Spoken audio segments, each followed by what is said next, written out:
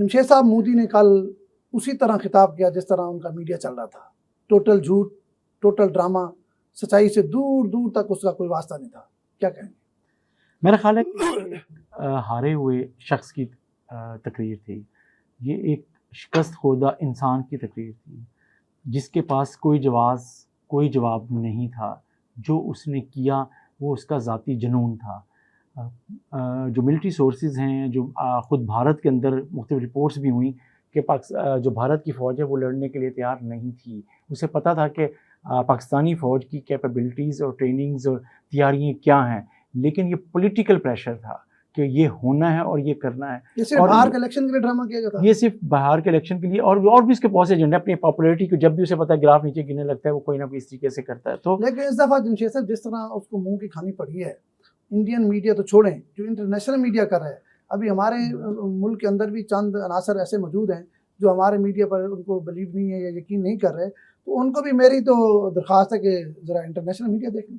International media نے تو خیر بخیے ادھیڑ دیے نا ان کے، اور آپ دیکھیں تو انٹرنیشنل میڈیا تھا جس نے بتایا ہے کہ ہوا کیا ہے. انٹرنیشنل میڈیا جس نے بتایا ہے کہ ڈونلڈ ٹرمپ نے کس طرح مداخلت کی ہے اور کس انداز میں بھارت نے اپروچ کیا، کتنی منتیں کی ہیں، اور یہ اس بات ہمارے وزیر خارجہ نے بھی اس کو سیکنڈ کیا کہ جناب کیا ہوا ہے. تو یہ سب چیزوں کو اگر دیکھیں تو اوور آل بھارت نے صرف ضد کی، مودی صاحب نے صرف ضد کی کہ وہ کہ جی پاکستان پہ اٹیک کرنا ہی کرنا ہے صرف، اور لیکن اسے پتہ نہیں تھا کہ پاکستانی فوج اور اس کی تیاریاں کیا ہیں اور اس کے استقبال کیسے ہوگا، اور ان کی صلاحیتیں کیا، اور وہ انہوں نے بتا دیا. بلکہ دنیا کو بھی اب پتہ چل گیا، جو صرف بھارت کے شاید ملٹری آفیشلز کو تو کچھ پتہ تھا، لیکن دنیا کو پتہ لگ گیا کہ پاکستان کی فوج، دنیا سمجھ رہی تھی پاکستان سے 10 گنا بڑا ملک ہے، اکانومی بہت اوپر ہے، یہ سارا کچھ ایک امیج بنایا 13 لاکھ فوج تھی یہ سارا، اور پاکستان کی فوج نہیں ہے. اور پھر سب سے بڑا جو بیانیہ دنیا میں بنایا گیا، انڈین چینل پہ بنایا گیا،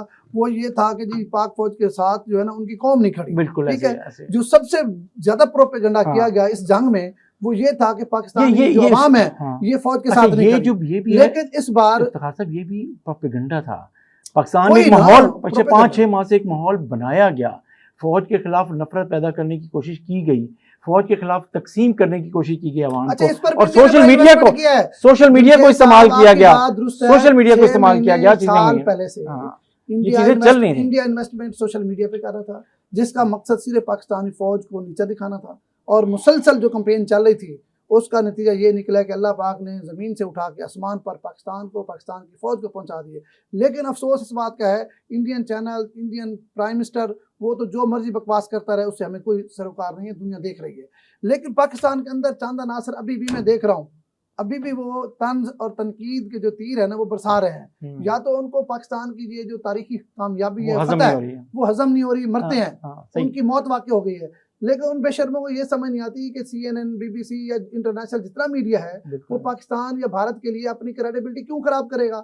وہ تو بھارت والوں کو بھی سمجھ آنی چاہیے، جو ہمارے اندر شرپسند چند عناصر بیٹھے ہیں ان کو بھی عقل آنی چاہیے کہ چلیں جی میں کہتا ہوں پاکستانی میڈیا پہ آپ کر لیں گے نا. یہ سارے اس کو دیکھیں، بلکہ ہمیں مودی کا شکریہ ادا کرنا چاہیے. پتہ کیوں کہ اس نے پاکستانی قوم کو متحد کر دیا، اس نے بھی کیا، اور اوورسیز پاکستانیز جو اکثریت یہ رائے رکھتی تھی کہ شاید پتہ نہیں پاکستان میں کیا ہو رہا ہے، فوج کیا کر رہی ہے، وہ اس نے اوورسیز پاکستانیز کا سر جو اس کی وجہ سے بلند ہوا ہے، پاکستان کی فوج نے جو پرفارم کیا ہے، جو توقعات پہ پوری اتری ہے.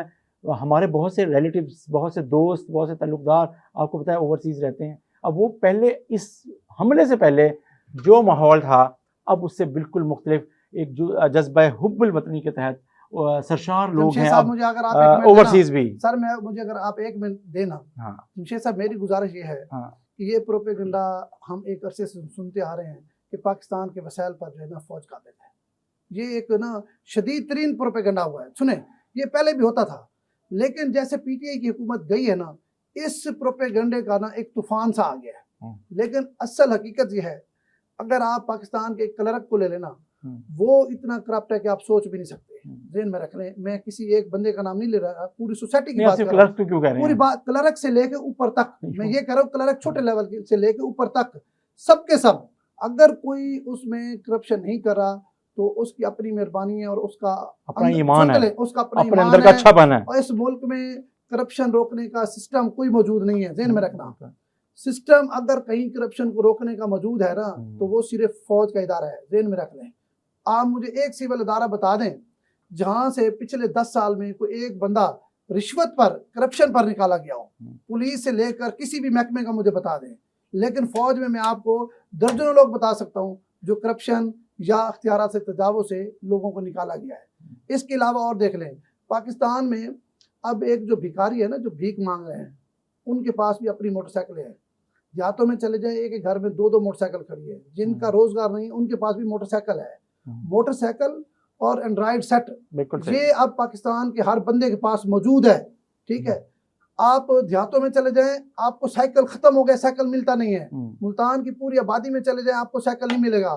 اگر آج بھی آپ کو کہیں سائیکل ملتا ہے نا تو وہ کنٹونمنٹ کے علاقے جہاں فوجی پھر رہا ہے، جو ہمارا فوجی جوان ہے آج بھی سائیکل صرف وہ استعمال کرتا ہے. پھر ہم بے شرمی اور ڈھٹائی سے کہتے ہیں کہ فوج کھا رہی ہے.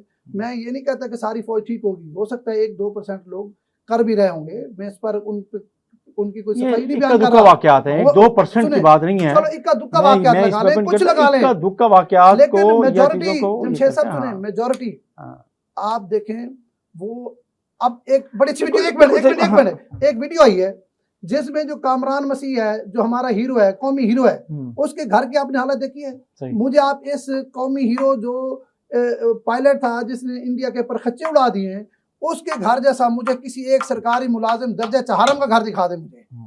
سر میری بات سنیں، اس بات کو ہم نے اس بات کو ہم نے صرف ایک پروپیگنڈا کے طور پہ تو لے لیا کہ فوج وسائل کھا رہی ہے، فوج وسائل کھا رہی ہے.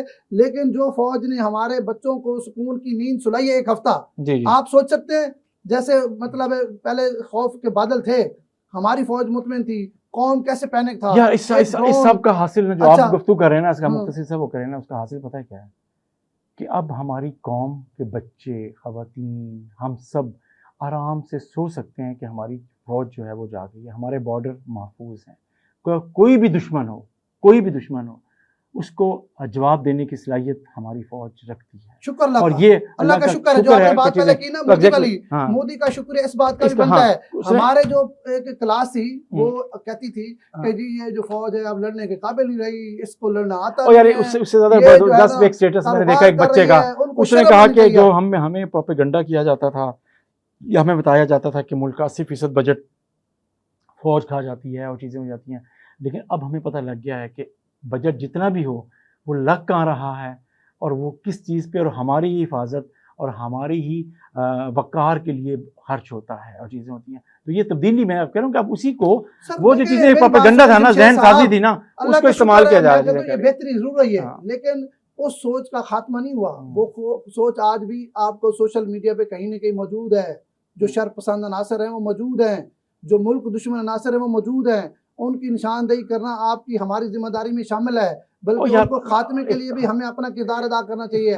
وہ تعداد میں کم ضرور ہیں لیکن وہ ہمارے نوجوان بچوں کو، ہماری نئی نسل کو بہکانے کی اب بھی پوری کوشش کر رہے ہیں. یار جس کی ریفلیکشن میں بتاؤں آپ جو بات کر رہے ہیں نا، کہ اب کوئی بندہ بھی صرف ضد کرے تو کرے، لیکن ہر کسی کو پتہ ہے کہ فوج نے جو کچھ کیا ہے اور توقعات اور اعتماد پہ پورا اتری ہے فوج. ایک میں بات سنیں، اس کے اوپر اگر ہم یہ دیکھیں نا تو اس کے بعد اب عام آدمی یہ سمجھتا ہے کہ جو یوٹیوبرز یا جو انفلوئنسرز جو اپنا منجن بیچتے تھے فوج کے خلاف بات کر کے، چیزیں کر کے، ان کی دکانیں بلکہ بند نہیں ہوئیں، ان کو بند ہونے کا خطرہ ہوا. تو اب پچھلے 2 دنوں سے دیکھیں تو وہ فوج کے حق میں اب پروگرام بھی کر رہے ہیں، ٹویٹس بھی کر رہے ہیں، اور اپنی موقع بھی ان کا یکدم بالکل بدل گیا. 9 مئی تک، بس 9 مئی رات تک بھی جو بکواس کر رہے تھے، آج ان کی بکواسات بھی بدل گئی ہیں. تو سو یہ ہے گزار یہ ہے کہ ہمیں ایک موقع ملا ہے، اللہ تعالیٰ نے یہ موقع ایک دفعہ پھر دیا ہمیں کہ ایک قوم بننے کا.